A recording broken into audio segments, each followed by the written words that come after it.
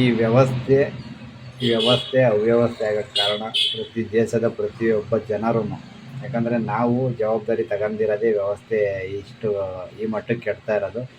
ಹೆಂಗಂದರೆ ಈಗ ಒಂದು ಕ್ಷೇತ್ರದಲ್ಲಿ ಮಿನಿಮಮ್ 2 ಲಕ್ಷ ವೋಟರ್ ಅವ್ರೆ ಅಂದ್ಕೊಂಡ್ರೆ ಒಂದು 25-30 ಸಾವಿರ ಜನ ಒಬ್ಬ MLA ಪ್ರತಿನಿಧಿ ಫಾಲೋವರ್ ಇರ್ಬೋದು. ಅವ್ರೇನು ಮಾಡ್ತಾರೆ, ಇಡೀ ಕ್ಷೇತ್ರ ತುಂಬ ಏನಾನ ದಿನಾಚರಣೆಗಳು ಅಥವಾ ಫಂಕ್ಷನ್ಗಳು ಯಾವನ ಬಂದರೆ ಇಡೀ ಕ್ಷೇತ್ರ ತುಂಬ ಅವರೇನೆ ಅಲ್ಲಲ್ಲಿ ಹೋಗಿ ಸೌಂಡ್ ಮಾಡ್ತಾರೆ.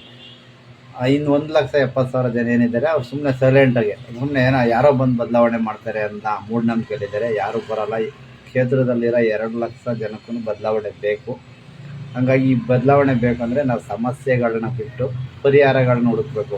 ಈಗ ಯಾವ ಪಕ್ಷದವರು ಸರಿ ಇಲ್ಲ ಅಂದಾಗ ಎಲ್ಲ ಪಕ್ಷದವ್ರನ್ನ ಆಯ್ಕೆ ಮಾಡ್ತಿದ್ದಾರೆ ಯಾರು? ನಾವೇ ಅಲ್ವಾ? ಹಾಗಾಗಿ ನಾವು ಪ್ರಾಮಾಣಿಕರಾಗೋಣ, ಹುಡ್ಕೋಣ.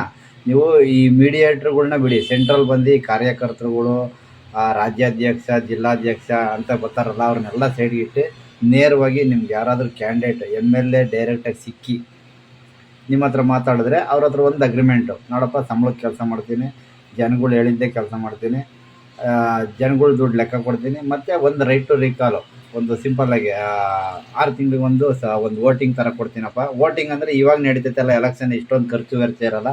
ಮೊನ್ನೆ ಲಾಸ್ಟ್ ಟೈಮ್ ಬಿಗ್ ಬಾಸ್ ಸೀಸನಲ್ಲಿ ನೋಡಿದ್ರಿ, ಸಿಂಪಲ್ಲಾಗಿ ಆಯಿತು, ಯಾವುದೇ ಖರ್ಚಿಲ್ದಂಗೆ ವೋಟಿಂಗ್ ಆಯಿತು. ಆ ಥರ ಖಂಡಿತ ಒಂದು ಆ್ಯಪ್ ಬಿಟ್ಬಿಟ್ರೆ ಆ್ಯಪಲ್ಲೇ ವೋಟಿಂಗ್ ಮಾಡ್ತಾರೆ. ಆ ಥರ ಒಂದು ಟೆಕ್ನಾಲಜಿ ಬಳಸ್ಕೊಳ್ಳೋಣ. ಈಗ ಏನು ಮೀಡಿಯಾದವರು ತೋರಿಸ್ತಾ ಇಲ್ಲ, ಅದನ್ನು ತೋರಿಸ್ತಾ ಇಲ್ಲ, ನಮ್ಮನ್ನು ತೋರಿಸ್ತಾ ಇಲ್ಲ ಅಂತಿರಲ್ಲ. ಯಾರ್ಯಾರ ಕೈಲಲ್ಲಿ ಮೊಬೈಲ್ ಇದೆ ಅದು ಪ್ರತಿಯೊಂದು ಮೀಡಿಯಾನೇ ಅದು.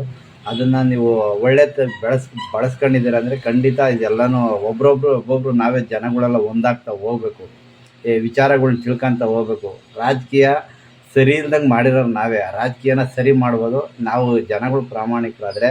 ಅಲ್ಲಿ ಸರಿ ಇಲ್ದಾರು ಆಯ್ಕೆ ಆಗೋಕ್ಕೆ ಆಗಲ್ಲ. ಹಂಗಾಗಿ ತಪ್ಪು ನಮ್ಮಲ್ಲೇ ಇದೆ, ಹುಡುಕಿ ನೋಡಿಬೇಕಾದ್ರೆ.